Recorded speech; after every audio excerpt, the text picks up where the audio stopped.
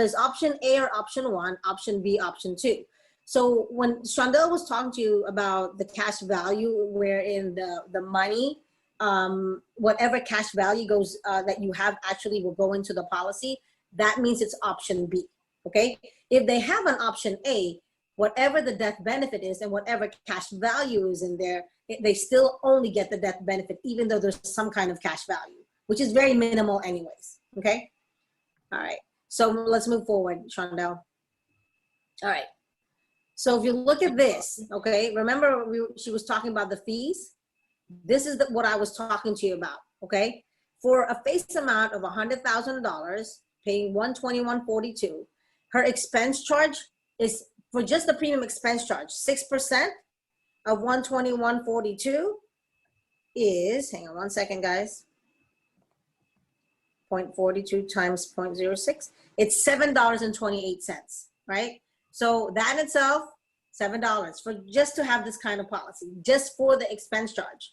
It actually says here also there's a monthly percent of accumulated value charge is 0.03%. Okay, right above it. Now I don't even include that because I know it's different because of it depends on the account value that you have on the cash value, right? So I said I'm not even going to include that fee. Now look at the monthly expense charge, $40.66. So you add that with $7.28, that's almost $48. Now look at another fee, it's the monthly policy fee of $6. So how much is that altogether?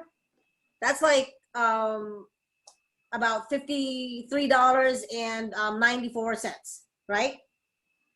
$53.94 for all fees. She's paying $121.42. I said every month they're gonna take out $53.94, okay? Minus 53.94, okay? It's that every month it's $67.98 just for the fees alone. I said, so what's left with you is only $67.98. That's all that's gonna be left, okay? Now, every month though, you still have to pay for the cost of insurance, which there's a table, I don't know if I sent it to you, but as we know, it goes up on a yearly basis. Now, here's another thing that they're unaware of, is the surrender charges. If you notice the surrender charges, from it's usually anywhere between 10 to even 20 years. I've seen surrender charges, okay? What does that mean?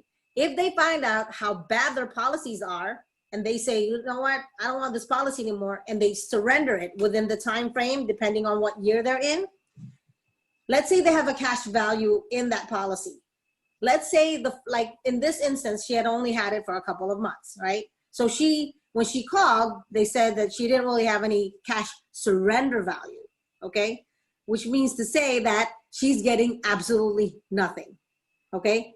Because whatever value there was, it was not even enough just to pay for the surrender charge. And a lot of the times, you know, the agents will say, well, if you don't, you know, they scare them and make them believe that they actually have to pay this amount. And that's why they don't get out of the policies, okay? They're like, do I have to pay? I'm like, absolutely not. I said, you have to realize that what they're showing you is if you have a cash value, they will deduct that amount. Now, let's say, fast forward, she was in year 5, okay? And maybe she had like 3,000 in there. Then they would take out right here, Shondell, where it says 1749. Let's just say for the sake of argument, okay? Let's say she had $3,000 in there. And the cash and the surrender charge was 1, 2, 3, 4, 5, was $1,749. Then they would deduct the $1,749 from the $3,000, and that's the cash value she would have left, okay? I said, but you don't have to pay them. They'll just take it away. Now, I said, if you had less than what the surrender charge was, they just take away all your money. That's it. You don't have to pay them. So I said, don't get scared. Like any service, I said, if you stop paying a service, then they will just stop doing it, right? For example, you have somebody who mows your lawn. You pay them like $60 a month, okay? I said, if you don't pay them, they'll just stop coming to your house. It's the same thing with a policy, right? If you stop paying your policy, you just won't be covered. I said, but you don't pay the surrender charge. So again, this is one of the scare tactics that, you know, these agents do. They say, oh, you have to pay this much if you surrender. They're absolutely clueless, right? And this one was sold to her by, guess what? Her boss. Thank God her boss was transferred. Okay. So anyways, so Same one. I'm gonna look at this one, right? So here's the difference, right? As you can see here, okay, there's the guaranteed assumptions and there's the non-guaranteed assumptions, okay? I always tell them to look at this. In an IUL, you will always find this, okay? So I said, you just look at this this piece of paper, and I said, now let's just go over the numbers. I said, and I always tell them, right, the numbers don't lie, but people do. When she again bought this policy, she was under the premise that she bought under the premise of thinking that if she doesn't die, okay, later on, and she continues paying, she will still get $100,000. I'm like, no. It's unbelievable. Okay, it's unbelievable how these people are completely, basing, selling this stuff on a lie.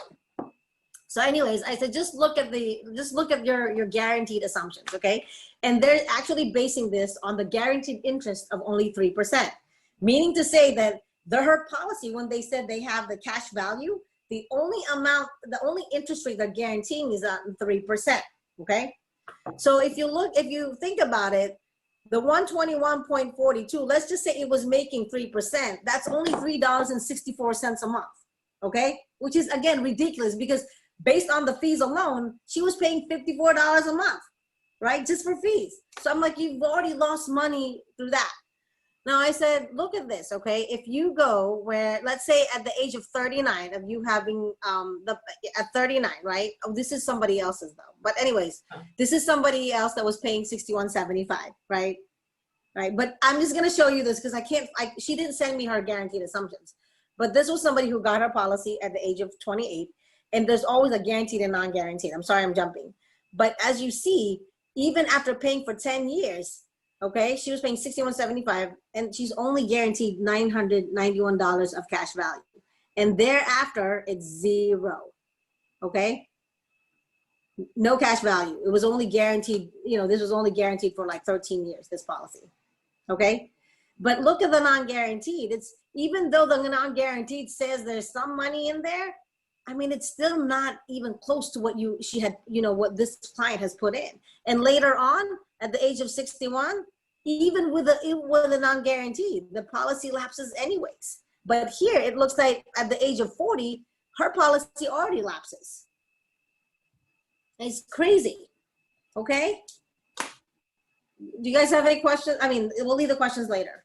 All right, so this is the one that was for, the $61.75, okay? As you see, Shondell, everyone, she's paying $61.75 for $100,000. She was only 27, okay, when she got this policy. This client, by the way, is she's in her, when I got 40, I think in her 40s, okay? Now you see this, the guaranteed and the non-guaranteed. I love showing this to clients because, like I always say, the numbers don't lie. All right, year 20. Okay, I just get right down to it. I said year 20, after paying $741 a year, and that's for 20 years, right? 741 times 20. It's $14,800 that she's paid in, okay? Look at that, year 20, she has no cash value, all right? No cash value. And over here, even with the non-guaranteed, okay, it says here that she has the cash value of $415. It doesn't look any better, even with a non-guaranteed. So I can't stress how I mean, this is basically this is criminal, okay? It is criminal. Now, why do they ask me, well, why can't I sue? I said, because you were actually given time to read the policy. A lot of times it's in the front, right? It says you have this amount of time to read your policy. It's usually anywhere between 10 to 30 days. And I said, you have to do your due diligence to actually read this stuff. And if you can't understand it, have somebody read it, okay? So this person here, by the way, aside from this, she had 4 policies total, okay? And what I did was I consolidated all of them. All right. So she was paying, I think if you combine everything she was paying close to $300. Okay. I was able to get her a policy, I kid you not, for 60, let's see, 69, actually $93.82. Okay. But with the $93.82, she included a child rider for $30 for $50,000 each, which she was also paying $25 each for a whole life policy on the kids. It was one of those Gerber policies. Okay. Oh, so, you know, so now she's paying $93.82 per month. And her death benefit is $300,000. And moving forward from this day, it's another 30-year term. So I'm able to save her over $200 a month, which, by the way, I told her to put into her 401k, which she was minimally, you know, funding. And she was very, very, very thankful. And then I kind of went over, you know, how to, you know, invest in the 401k and what have you, right? And she's just really, I mean, they see it, right? And again, numbers don't lie, people do. Who sold this to her? It was her best friend's stepdad. You see all the common denominators? They're people they trusted. Every single one of them. So anyways, let's see. I think this was the one for my friend. This is the one that she was paying the right? Yeah. 121. Yeah. So this is the one that we were talking about earlier. Sorry about that. And if you look here again, the guaranteed rate for the one that was paying like $121.42. I said, look, year 20, okay? It actually tells you how much you put in. What does that say? $28,140 of paying in. And look, the cash value is only $7,504. Again, not even close, okay? Now, because it's option B, they actually added the death benefit, the cash value to the death benefit. So if she did pass away in year 20, guess what? The family gets a whopping $107,000. I mean, I said, if you put that money, you know, elsewhere, I said the difference, right? I said like 100,000 of cash value. I said, remember, 100,000 of death benefit. Right now, she's only paying $111 a month, okay? But she's insured for $500,000, which is what they really needed with the 3 kids under her. I said, so think about that. I said, I'm giving you $400,000 more, and you're still paying like $20 less, right? And then if you look here on the bottom, okay, it actually says later on at year 30, yeah, she has absolutely no cash value, and the policy lapses anyways. She goes, golly, she said, I had no idea. I said, don't worry, you're not alone. And sometimes I feel so bad that I'm demonizing people that they trust. But I'm like, look, this is the difference between what we do, our company does, and what others do. I said, if you had gotten only $100,000 policy, I said, you would be paying like maybe $30 a month, $20 a month. I said, even if you just wanted $100,000, why didn't you invest the $100 in your TSP? She goes, yeah. I'm like, yeah. I said, if you invest $100 a month, I said for 12 months, and you do that for 30 years without interest, that alone is $50,000 with no interest. She's like, oh my gosh. I said, that is, and I just can't stress it enough. And again, when they realize that the numbers do not lie, then it really opens their eyes. Now they're referring me all these people. Sheila, can you look at this? Can you look at that? Can you look at this? Right. You know? Right. Awesome. So I don't even have to shove anything down their throat. All I have to show them is what their policy is doing. And when she did call, they said she has no cash value. The other one that was paying $61.75, when she called, over 15 years later, again, they said she has no cash value.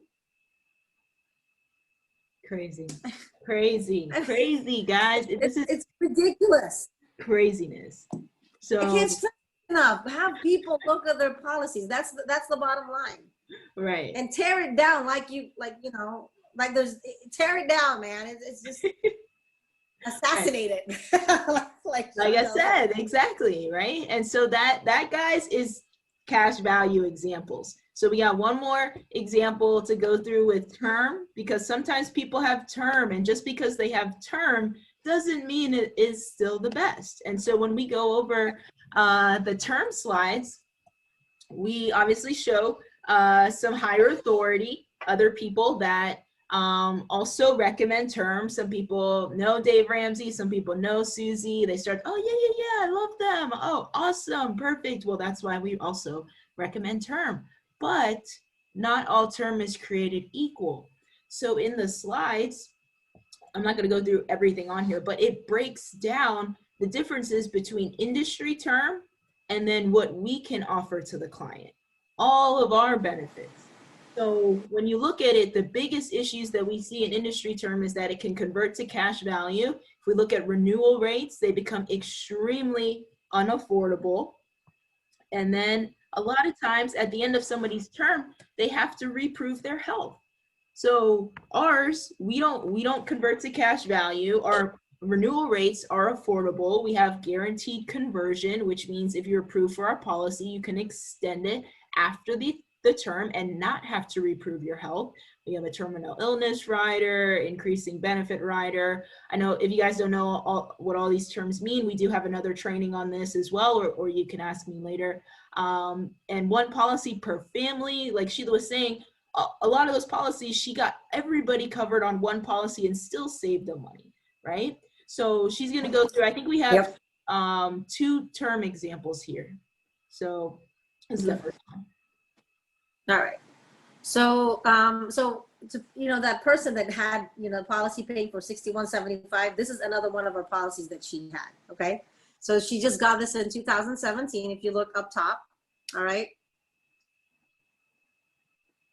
All right. So when she got this policy, she thought, you see here on policy year, first year, the annual premium was only $267, okay? And then the death benefit is $150,000.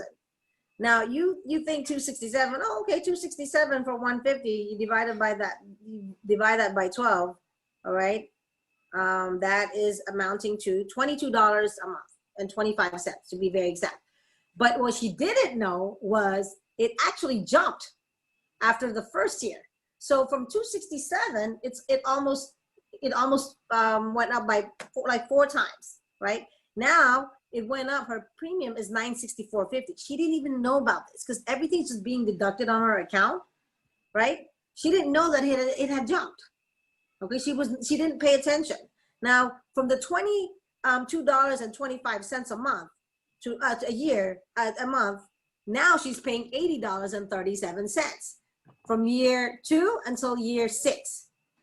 She did not know that. Okay, now look, this is what you call an increasing term. Every 5 years, okay, the premium goes up. And it doesn't go up by a little, it goes up by a lot. It almost either doubles or triples. You see here, on year 7 of her term, now the $964 jumps up to $1,611. And if you divide that by 12, now the policy premium is $134 a month and 25 cents. And if you just keep going, and it just keeps going up, okay? Here's the thing, right? This was presented to her as a term policy, okay? So she thought, oh, term, whatever.